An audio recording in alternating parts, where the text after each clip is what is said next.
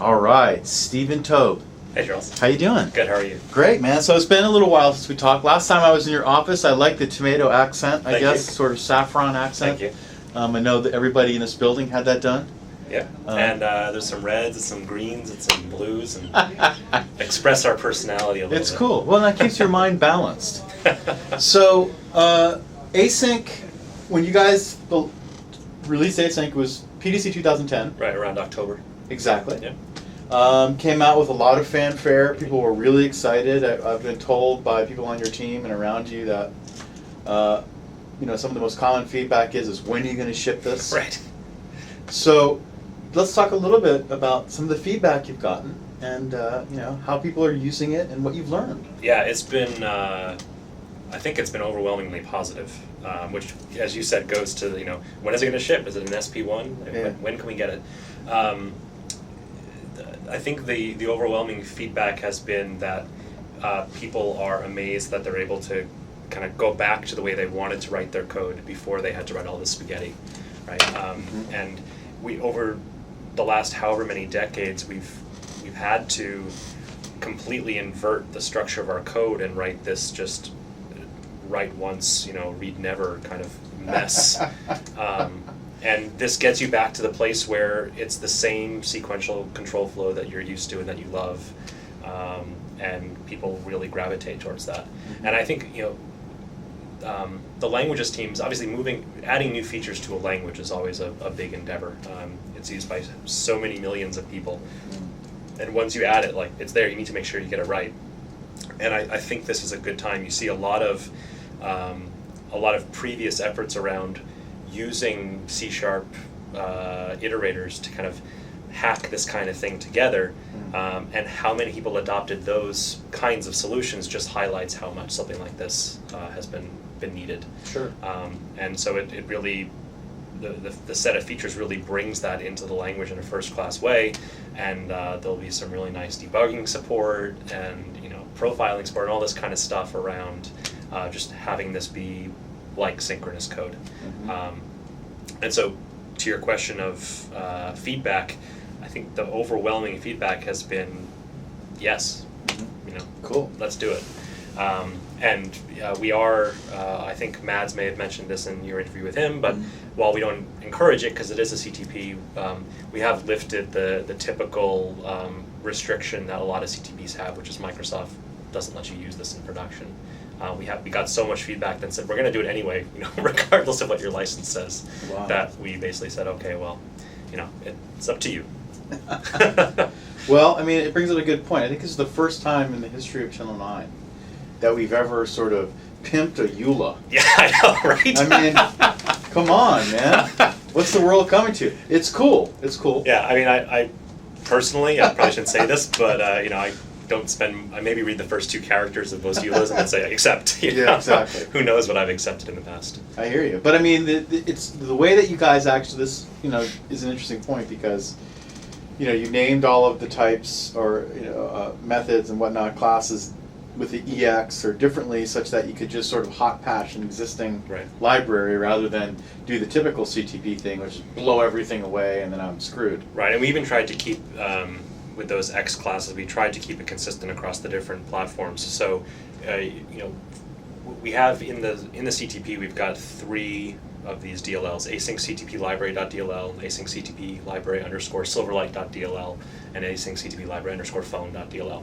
And because TPL doesn't exist in Silverlight 4 or Windows Phone 7, we had to kind of ship a version of TPL in those libraries. And when we did that, we could have said, okay, well, instead of shipping this task X class for Silverlight in the phone, we'll just put everything that we had on task X into the task class in those versions. But even there, we tried to keep things the same across DLLs. So we added a new task X class to the Silverlight and phone DLLs, just like we were adding to the main framework DLL. And that way, your code, you can write your library and it'll still kind of compile the same against all 3 versions. Excellent. And then eventually, when the taskbar library support is in Silverlight and is in the phone, everything will just be in the same place. Okay, so that actually brings up an interesting point, right? Part of the announcement that people are watching in the series of videos today for them is the fact that you can use async keyword and async await the pattern on the phone. Yeah. Which is great. Which is huge, especially because for the full framework you have options, right? If you choose to, you could offload work to a background thread and then do everything sequentially. You want to download something from a web, you say task.run or threadpool.queues or work item, and inside there you say new web client.download string or HTTP web request.get response. Right? On the phone, you can't do that. Those methods just don't exist. And so you don't even have that option. You're forced to write your code in the asynchronous manner, even if you were willing to accept the scalability and performance hit of doing it asynchronously. And so this is kind of made for the phone. Perfect. Yeah. And we've seen a demo as well with the Netflix. What were some of the, obviously you've done a ton of work on writing the libraries for this stuff. What were some of the things you, as the developer here, when you had to, target? Okay, I'm targeting the phone, which means I'm going to have to give up something or add something else to get the same functionality that somebody can get. So one of the promises of the whole Silverlight thing on the phone was, hey, you already know how to write Silverlight. You can probably even take one of your apps you've written for the desktop, make some changes, and throw it on the phone. Right. Of course, it's never that simple, but you get the point. Right. I think it's it's no secret that the different frameworks are kind of different stages of their evolution. Right. .NET 4 has a lot more stuff than Silverlight 4, has a lot more stuff than Windows Phone 7, which is somewhere between Silverlight 3 and Silverlight 4. Mm-hmm. And Silverlight for the phone is also based on the compact framework versus the full framework. So there are definitely differences. And so we in this version of TPL that we have in the CTP for the phone, it's a relatively quick port from the full framework over to the phone. And there are definitely things that we had to work around because they just didn't exist on the phone. For example, we make pretty heavy use of thread local state in TPL. Like if you create a task and inside that task you create another task, that task that you created is able to say who is my parent, and it does that by looking at the current thread and saying who is registered as current on this thread. Well, the thread static attribute in the phone is actually a no-op, whereas in the full framework we rely on it everywhere to store a value per thread. And so there's this little implementation we added to the phone DLL that basically tries to simulate this per thread state, whereas there's actually no support for that today in the phone. There are things like that. There are some other things where we have reliances on actual concrete types where we've had to mimic them to some extent in the phone, so that because they just never made it into, maybe they're in Silverlight 4 but they're not in the phone, or maybe they're in the full framework and they're not in Silverlight 4. So we have little private implementations that we've stuck in. I think one of the key things here, and this also contributes to the whole as-is nature of the use at your own risk if you put this in production, is especially around perf and just stress testing and things that we've done a lot of for the full framework. And for the CTP, it's sort of these quicker implementations to get it done and basic verification to make sure it works. But we don't have the 3 years of testing that's happened for the full framework versus the few weeks for one person on on the phone. Understood. And it's obvious that you can't just put the full framework on the phone, considering that it's an ARM processor and garbage collector for the desktop is not going to work as is on an ARM architecture. Blah, exactly, blah, blah. And that's another example of perf stuff we did. Even after the code was written for the full framework, there was a lot of performance tuning. Just even things as simple as how much should I spin, right? If we spin inside of TPL in order to avoid context switches in certain cases and kernel transitions and whatnot. That the performance characteristics of an entirely different platform are entirely different. And so a lot of that stuff is still, we didn't go back and revisit all those decisions for the CTP, so you're not going to get optimal perf out of this thing as is. Well, again, CTP. So let's stick to the CTP. I think we will have these conversations again come release time. Everybody knows that. So the fact is, what's really interesting, and sort of talk to Mads about this as well, what you guys added to, or what you are or adding to C#, is actually the right way to go about it. So no one came back to you and said, this pattern, it sucks, I can't use it, doesn't make sense. Right. I mean, there have been some, minor quibbles over things like names or how, something here or there is exposed, or whether this semantic should be applied to this particular function call, or whether it should have a slight tweak. But for the most part, everyone's come back and said, yes. Cool. So we talked a little bit with Lucien about building awaitable type. Yeah. Building awaitable types. Yeah. And he of course showed us some samples and showed us actually how the state machine works. Yep. You lift variables out, put them into the state machine, Yep. unless they're native, which you can't do for obvious reasons. Right. It's not a good idea. Which really just means you can't await inside of unsafe blocks. Yeah. Understood. Which is pretty rare. You want to do that anyway. Yeah. But because you said you can't, someone I'm sure will try it. I'm sure. I mean, I see people in JavaScript evaling, var x equals whatever, and then inside of a method will be, eval call some other function that's in the same context, the same thing. It's insane, and you know what? It works. Yeah.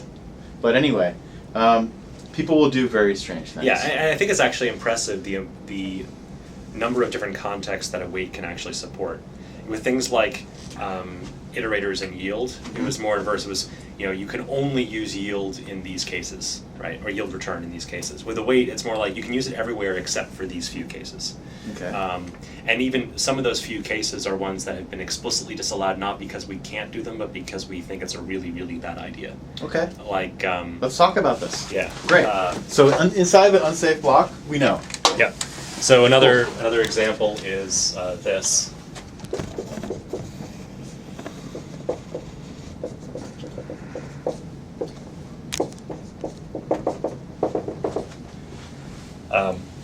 So the whole point of await is that you exit your current kind of wherever you are, Yep. and you're called back later when the thing that you're awaiting completes, and you run whatever that may be.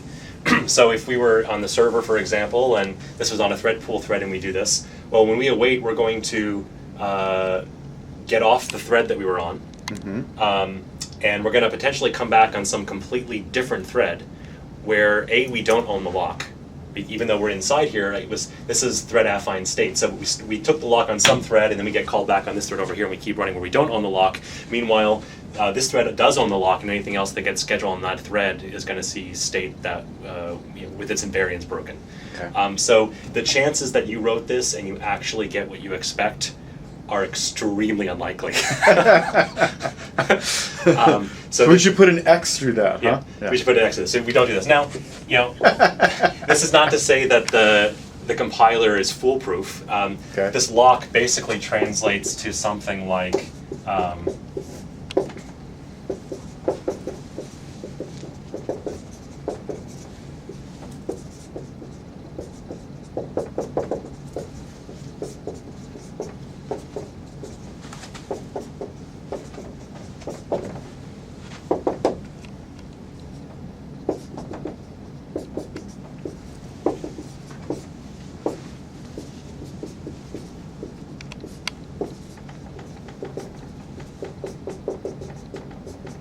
there's an obj here.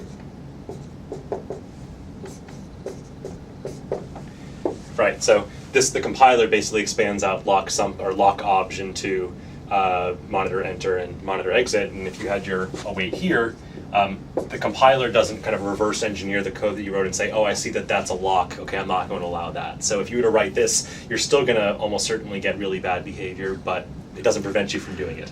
Interesting. So it tries to keep you from shooting yourself in the foot, but programmers will be programmers, and they will find ways to still shoot themselves. Absolutely. Other things that are explicitly prohibited. If you say, so I've got a class, call it class test, and I have my main method.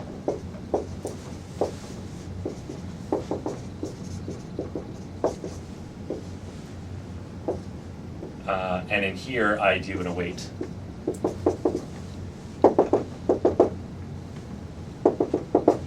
Right, so again, the whole purpose of await is you kind of get off the current thread and you get called back later when you're done.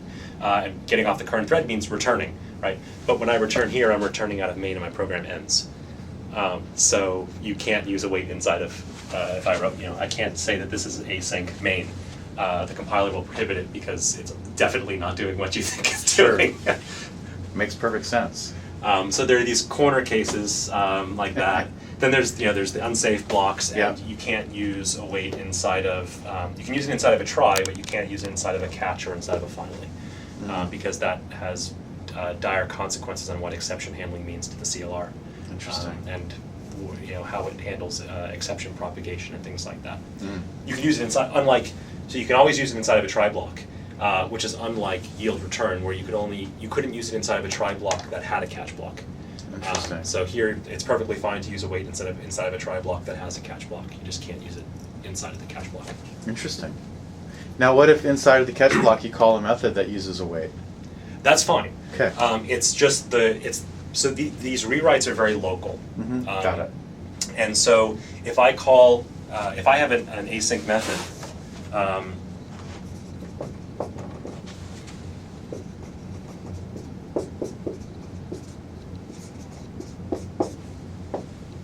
right, it doesn't matter what's inside here. As far as the CLR is concerned, anyone calling this is concerned, this is identical to something that doesn't have the async keyword. The async keyword really just tells the compiler, hey, I'm going to rewrite this in the state machine transformation and allow you to use awaits. And also, if this was a task of int or something, to lift the return variable, the return value into the task. But from a caller's perspective, foo is just a method that returns task. And if you look at the metadata, these would look identical. So from a catch block perspective, if I had a catch block here, just like I can call any method inside of a catch block, I can call one of these guys and it's fine.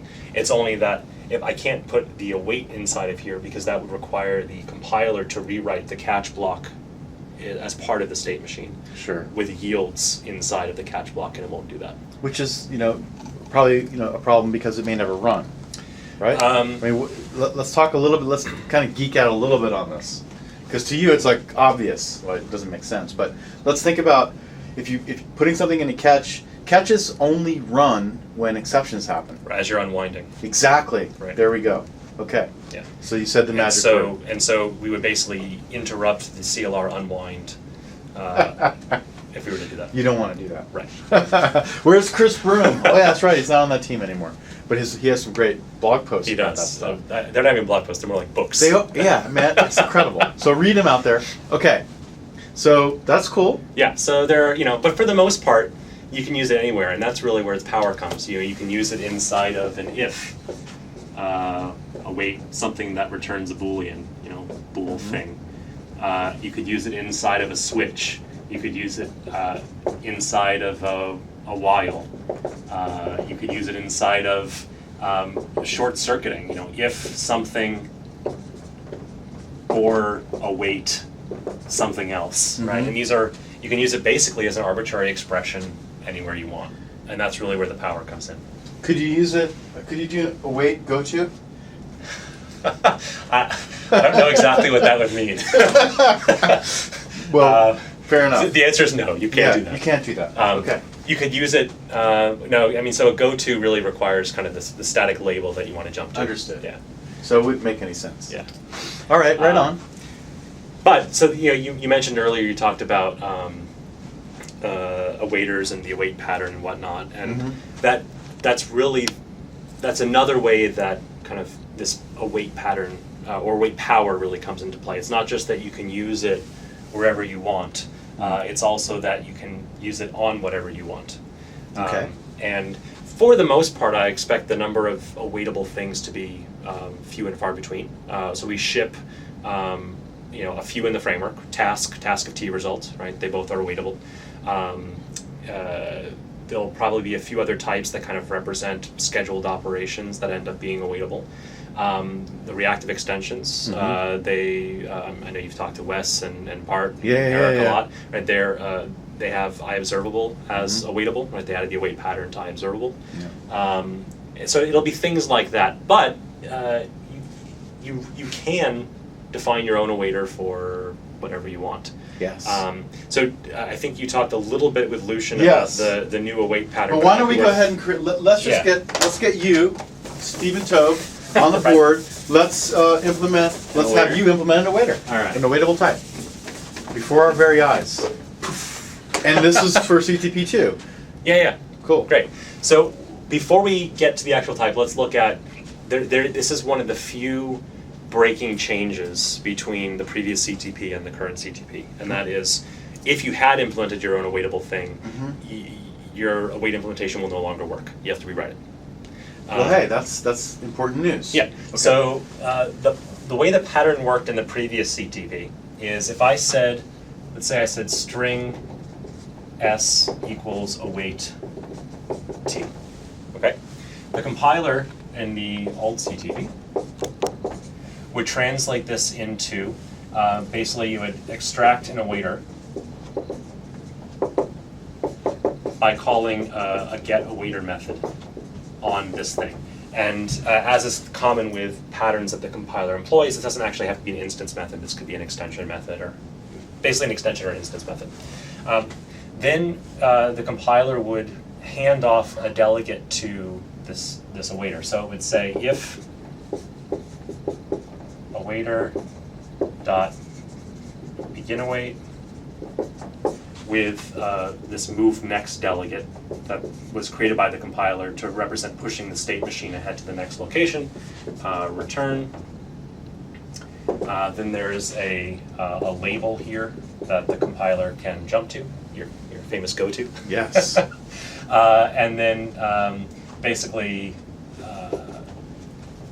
string s equals awaiter dot end await. So that's basically what it would get compiled down to. And for the most part, it should seem relatively straightforward. Basically, forget this if for a second. The compiler is saying, hey, I want to begin this await operation, giving a delegate. When this awaiter eventually calls back to that delegate basically is what the current context that we're in, and the state machine has been configured to jump to this place such that when we come back, the next thing we do is we say end await, which returns the results of this operation. Okay. Now this if is interesting, and this is why we sort of start moving towards a new pattern.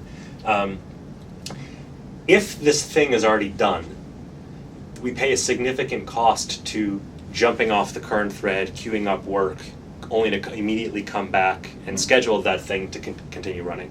And especially as you start getting towards more and more fine-grained asynchrony, these things are more and more likely to have already been completed by the time you await them. There are also asynchronous operations on the platform that complete so fast, and the developer of the code knows that they'll complete so fast that while they're asynchronous, they actually do complete synchronously. Certain file operations are of that nature. And so in that case, if I just said await, do file operation, the task is already done, and there's no point in me leaving only to come back.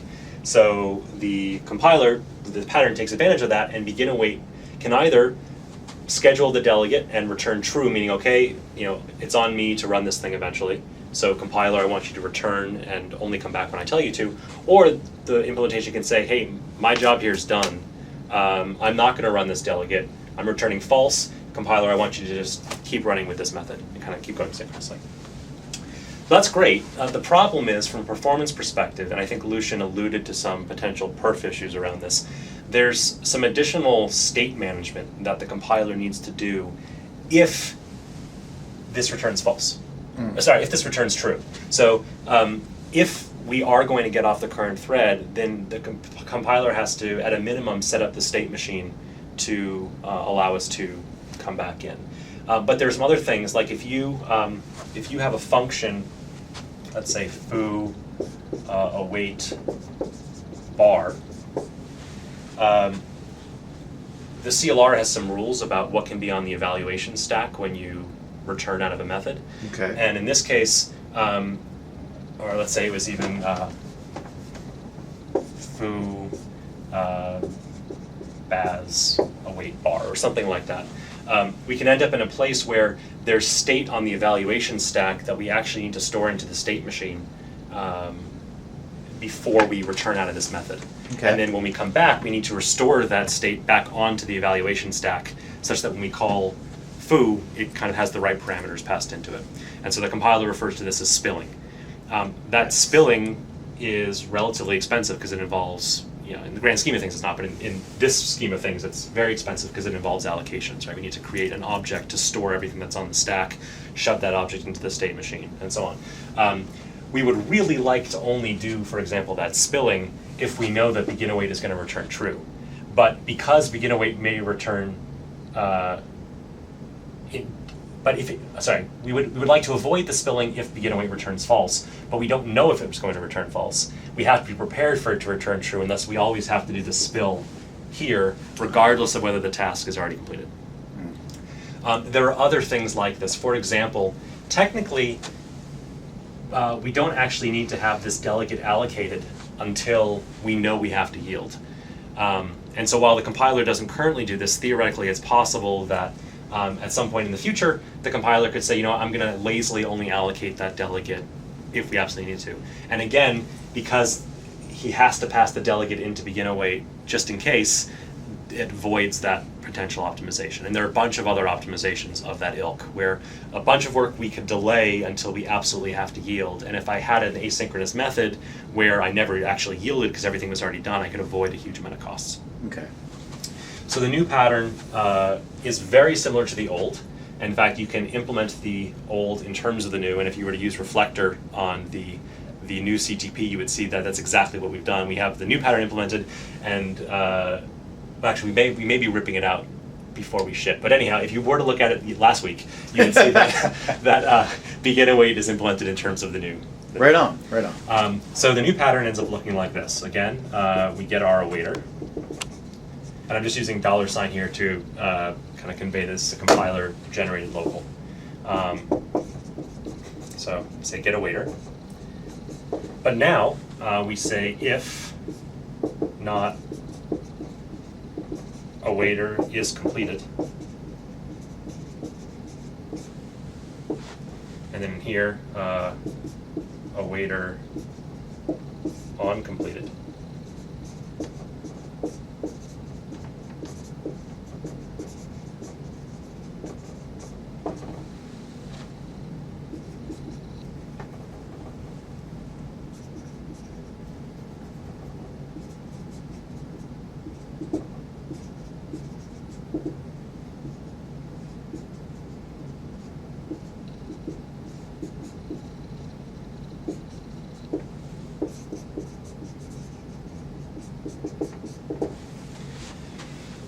So let me erase this so we can compare the two patterns. Okay. So get result and end await are equivalent. The only difference is a rename. Okay. That's it. It didn't make sense we didn't think it made sense to have an end await when there wasn't a begin await, so we called it get result. Okay. And then begin await is basically factored out into two different members. Is completed, which is just a Boolean property that says has it completed, and an onCompleted method which schedules the delegate for execution. Now the difference here is begin await was able to make a decision kind of atomically at this moment in time, do I choose to either not schedule and return false, or do I choose to schedule and return true? Now that decision has to be made here. So if is completed, basically onCompleted always needs to schedule the delegate, no matter what. Even by the time we get here, if the thing that's being awaited is already done, it still has to schedule it. And this is to avoid stack dives.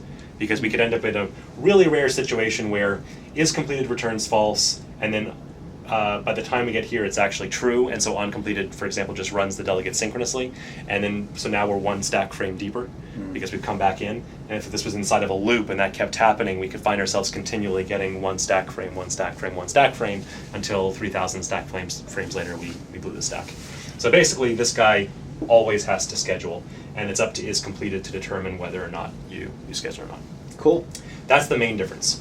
And because of this separation, now all the work that we had to do to set things up here now can go here, protected by this conditional, and thus it only has to happen if we're actually yielding. Great. Okay, so implementing an awaiter.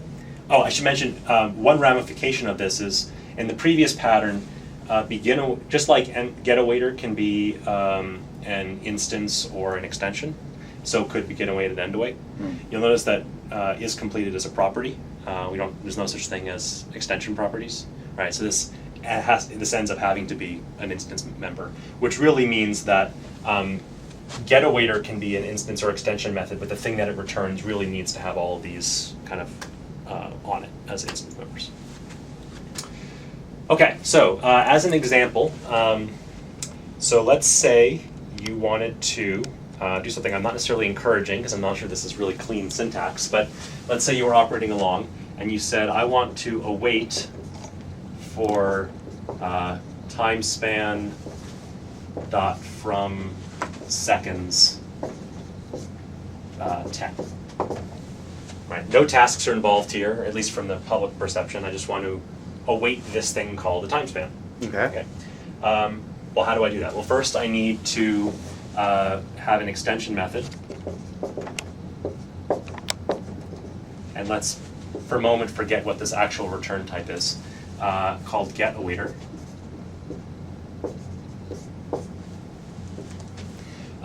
And we need to give back something that has is completed, on completed, and get result. Now I'm going to cheat a little bit. The easiest thing we can actually do, and what I expect the vast majority of awaitable types to do, is actually create a task and delegate to the task's awaiter. So, for example, in the CTP, we have a method called taskx dot delay, right, which gives you back a task that won't complete. I should say this time span. Right, that won't complete until a certain period of time has elapsed. So I can say delay time span, and now I have a task that will complete in 10 seconds. Okay. Now I can say that I want to return t.getAwaiter,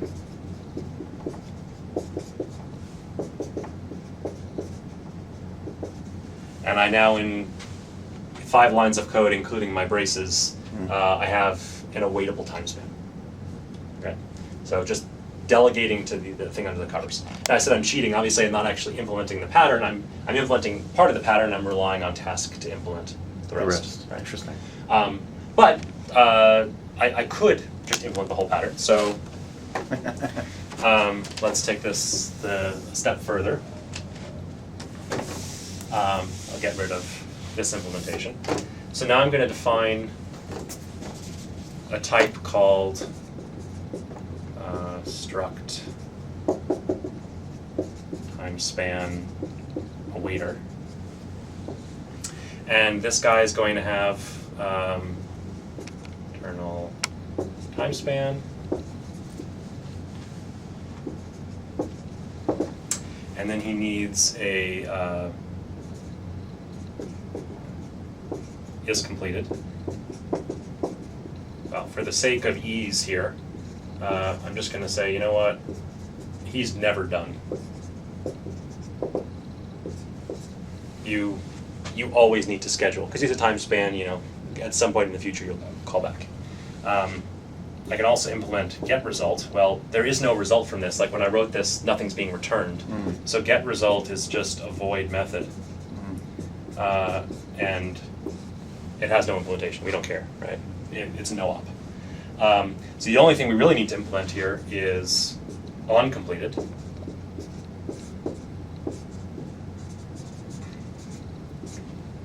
Which takes our continuation.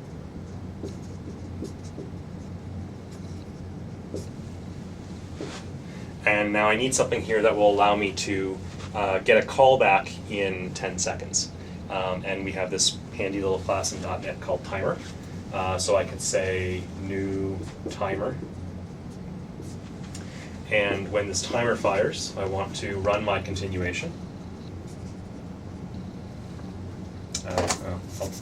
I'll be a nice .NET citizen and I'll clean up some state too. So let's say continuation, and then this disposable self dispose, because this particular constructor of timer actually passes itself in as the state.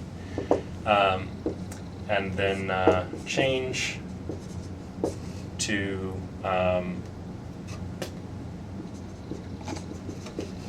and well, this isn't going to actually compile, but it's a whiteboard, so it doesn't matter. It's close enough. So now basically I've implemented my awaiter, where on completed, when invoked, will create a new timer that will run the continuation after the time span has elapsed, and it's passing in for repeat -1, meaning no repetition. This is a one-time timer. And then up here I can say time span awaiter and return new time span awaiter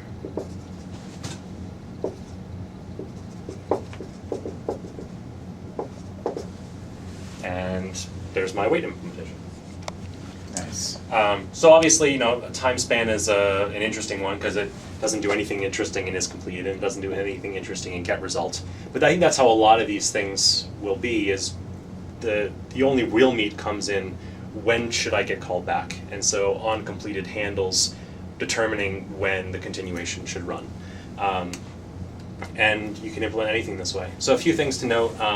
One, I did make this a struct, and you'll notice if you look at the CTP that our task awaiters are structs. They could be a class, but generally all these things are doing is storing some state and then in one of these fields doing something as a result. And in order to save on allocations, they end up being struct unless they really need to be a class. Okay. But await implementations that need to be mutable will then end up being a class because they need to be able to poke stuff back into themselves. Sure. Yeah, so this is one particular class of awaiter where the whole awaiter exists to call back the continuation delegate at some point in the future. And so it's all about when this thing is going to happen. There's a whole other class of awaiters you might want to write, which I personally think are more interesting, which is not when is this going to happen, but how is it going to happen. For example, if I wanted to await thread priority, and I wanted to continue writing my code sequentially, but actually have it launch a new thread that would have a higher priority level, and thus the rest of my code will end up running at that higher priority level or something like that.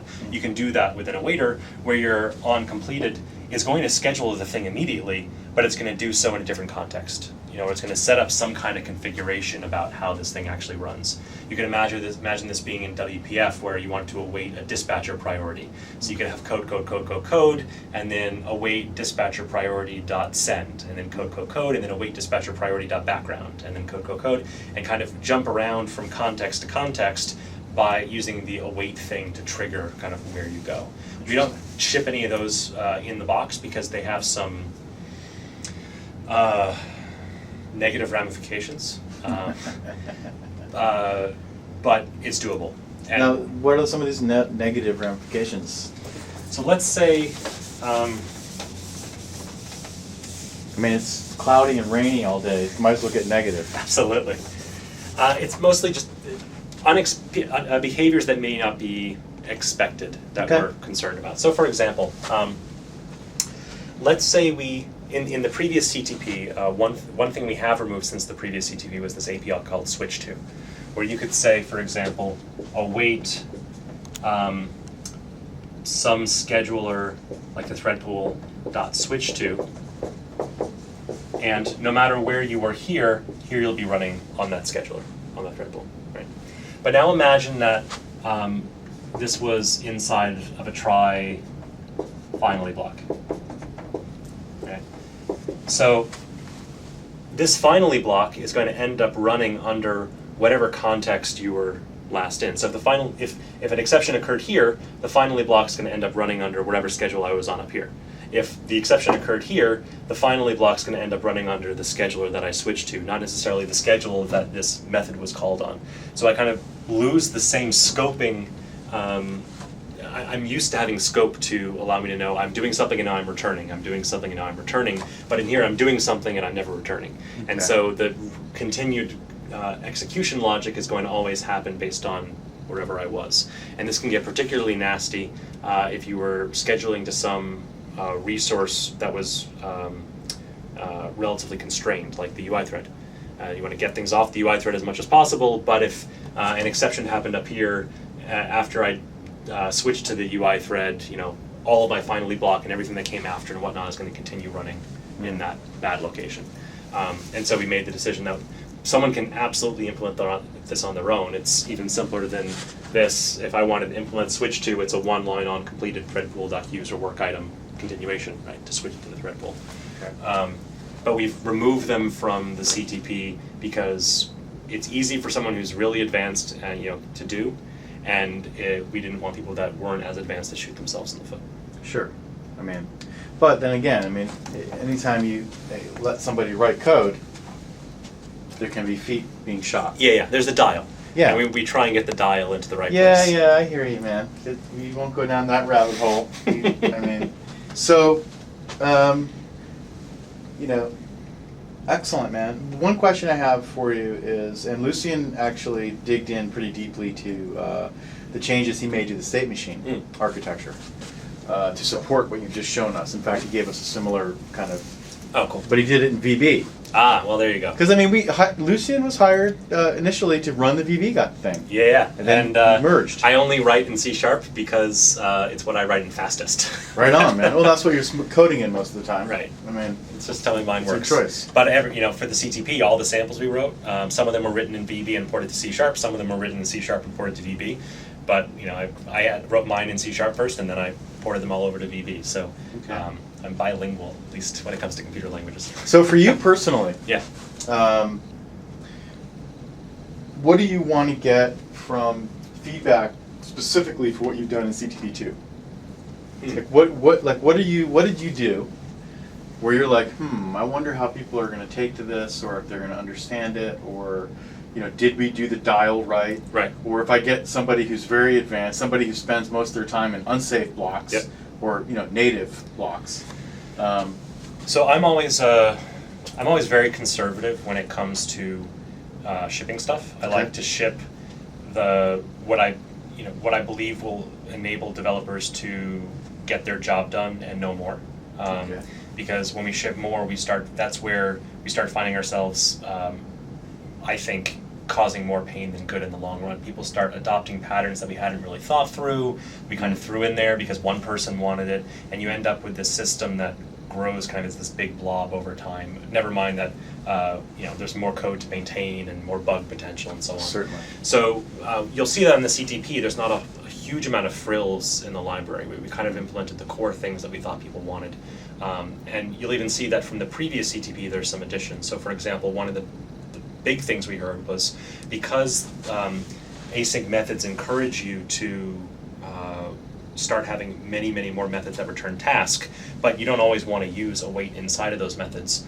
You might want to have a base virtual method that returns task, and then some derivations of it will, or some overrides of it will use await, some won't.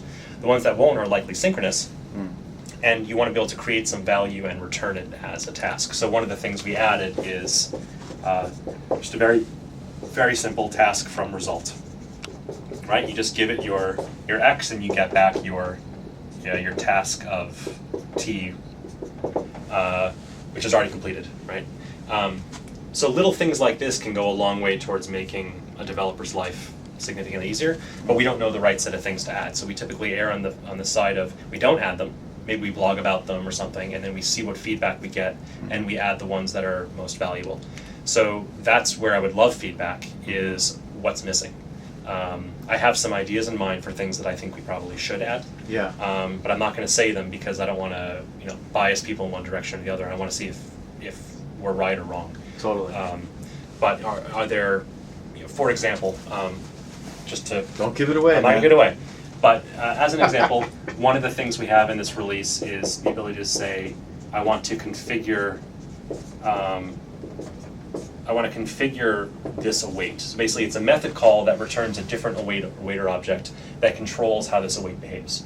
And right now we only have one overload of this that takes a Boolean, which is called continue on captured context. It's a mouthful, but it says what it does, which is by default, await captures the current synchronization context and tries to bring you back there when it's done.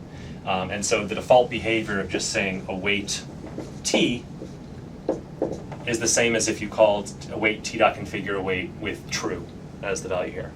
But especially if you're implementing libraries or in some other cases where you don't want to come back to the synchronization context, you care more about performance and just keep running wherever you end up, you can say false, therefore configuring how this actually behaves.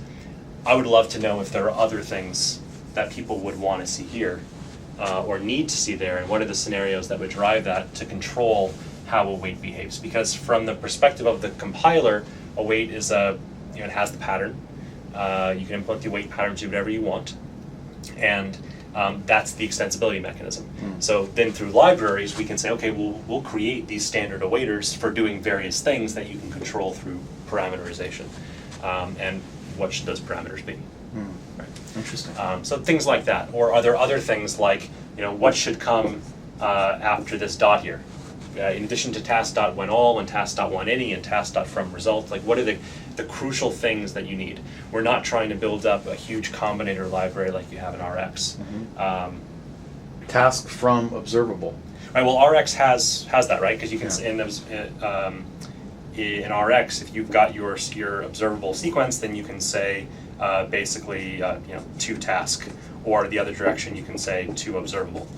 And so if you're using the RX library, you have these things available to you, which is really when you would want them, because that's when you have all these combinators. So we're not trying to provide the kitchen sink of operator sets. We are trying to provide the 95% case. Yes. Right? And I think we're pretty close to it with whenAll, whenAny. That those really do represent the bulk of what people want to do in these kind of sequential control flow scenarios. Exactly. But if there are others, we'd love to hear about it. Cool. Now, the last question I'll ask is, there's arguably two types of developers. I mean, that's a gross generalization, so forgive me, but this is what I wanted to say. This is like that joke, those that know binary and those that don't. Yeah, exactly. Okay. So there's library developers, people who focus on, for example, let's look at the great developers in the BCL team, right? Brian Grunkenmeyer, all those guys. They write libraries for people to build who knows what on, right? So they have a very specific set of needs from an underlying platform upon which they build their libraries. So as long as you give that group of people, the library developer, the ability to go in and build all these awaitable types and whatever you want. And that's where things like this come in, and that's why this is the one overload that we currently have. This is absolutely crucial for things like the BCL. Cool. Right? If you're the BCL and you're writing, in .NET 4, stream got a method copy2, and we're adding a copy2 async, right? And copy2 async, all it does is takes two streams, right? Well, the this stream and the destination stream, and it just reads from reads from this and writes to that, reads from this, writes to that until this is empty. So it's just transferring all of its data. You don't need to come back to the current synchronization context on every read and every write. In fact, you never need to, because it's the caller of copy2 async that wants to await copy2 async and come back to where they are. But inside copy2 async, you actually, for multiple reasons, you don't want to come back to the current synchronization context. And so this kind of thing is crucial for library developers because it allows them to really use await in those kind of examples. Perfect. And for the rest of us who just want to get stuff done, as some people say. Yeah, well, I mean, let's be honest. On the phone, what are you going to use this for? Oh, I want to go out. Actually, I'd like the APOD viewer people out there who've written that. I love that application. I love the site. I'd like them to do things a little bit more asynchronously. Whoever built I don't know who built the APOD viewer. It certainly wasn't NASA. But my point is, it's a great app, but it would be nice to have sort of in the Netflix demo that we saw, where you're doing things, I can use the UI and I just can kind of download everything. When it's available. Yeah, man. And for the user, at the end of the day, this is all about the person that's putting their fingerprints all over the surface of the phone, because they want to be able to do things while computation happens, whenever it happens. Right. And the developer, of course, has to worry about that as well, but they're also sequentially thinking creatures, which we humans are. Yeah, as am I, and I just got my developer license for the phone, so I'm excited to go off and use this. Right on. I can't wait to see your app, man. I can't wait to see my app, too. Right on. I don't know what it's going to be yet. Well, hey, always great to talk to you. You too, Charles. We'll see you again, and you know, I'm sure you're working on some other rocket science that we can't talk about yet. Some fun stuff going on. Cheers, man. You too.